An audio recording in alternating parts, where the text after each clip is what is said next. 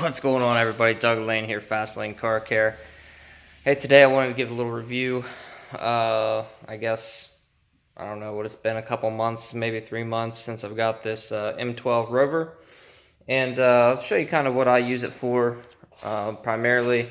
But let me tell you what, this thing is an awesome light.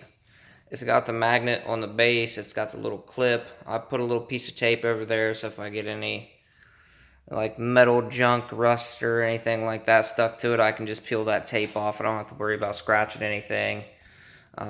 Super easy to clean that way. But let me just flip you around here. Right now we got this Mercedes. I believe it's a CLS 550 in here. I just finished tinting this earlier. Oh, see some fingerprints there. This one's not too bad because it does have the tan colored interior, but a lot of the cars I work on have dark colored interior, and it makes it really difficult sometimes to get your pattern cut out, right? Because if you know anything about window tinting, you've got to cut just a little bit on this side of the line. And so this Rover light, man, I've got another light I use this Utilitech one. But the problem is it's just so big and bulky. Even if you turn it sideways, like on a deck lid like this, it just won't fit. It doesn't work very well. I mean, it offers a lot of light, don't get me wrong, but as far as like being able to put it in different back windows and stuff, it doesn't work. So like on the Fords, especially the Fusion and Fiestas and stuff, their deck lid kind of curls or curves over, so it blocks off that light, and you need to see like down in here. So most of the time, you know, the light, it creates a shadow and it's a real big pain. So one thing I really like about this light is, as you can see, it's angled up. Let me just pull it out of here. I'll show you what I'm talking about. Turn it off. So it's angled to shine up when you put this flat. Well, the nice thing is you can flip it over and it's just as stable. So if you're in a situation like that, this is really difficult to do one-handed. This is a poor representation of such, but now you have the light shining down, so you can get into these cracks and stuff better. And a lot of times what I'll do is I'll lay it on its side. I'll lay it in the middle and I'll shine it on the side, and then I'll cut this whole, from the bottom, middle, the whole edge, top to the middle, and then I'll flip it over, do the same thing. Battery life, I don't know. I don't remember off the top of my head what they claim the battery life is. I just use the 4.0s.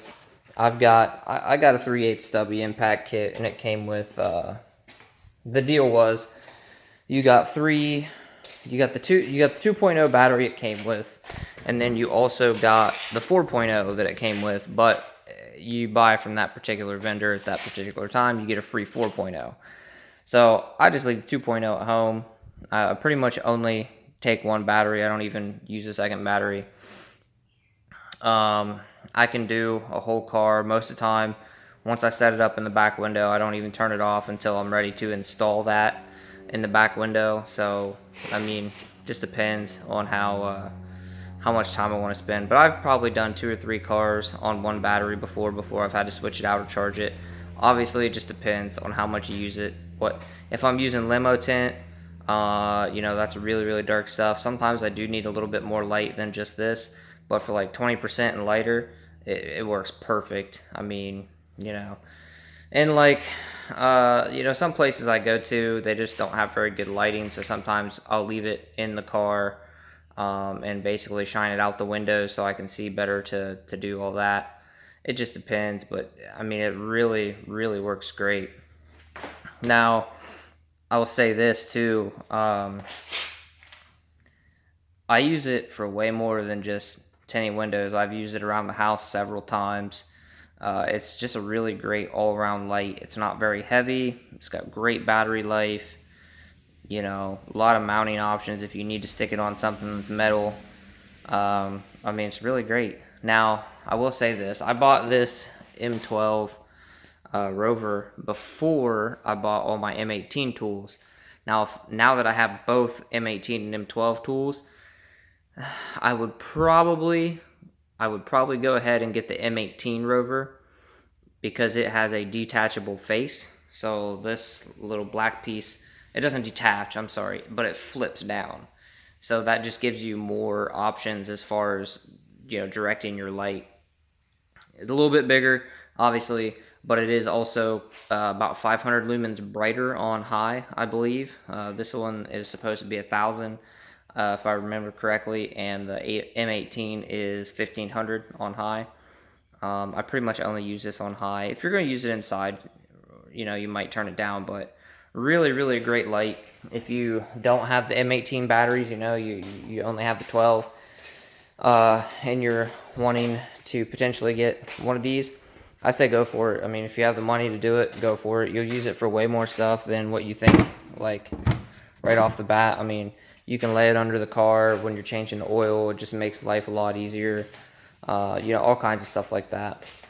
But that's just a quick review. Just kind of wanted to touch base with you guys now that I use it, because, a lot of times in my business and window tinting and detailing stuff, a lot of times you'll see a new tool come to market, or you'll see it, you'll just learn about it for the first time and be like, oh, that's really, a really good idea, or whatever. And then you go to implement it and it doesn't quite work out the way you thought it would.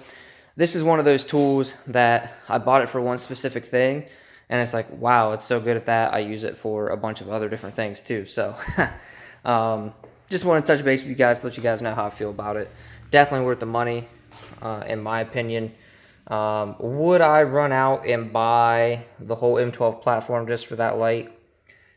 Probably not. You can get by with a lot of other options. I looked into like the underhood lights, because you can use them for several different things.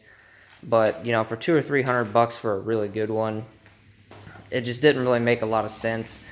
A lot of those are rechargeable, so that's nice, because at the end of the day you can just charge it up or whatever and it's ready to go. But then if you have a really long day, or you forget to charge it, or it gets left on longer than you thought and you run dead, well, then you're SOL. And a lot of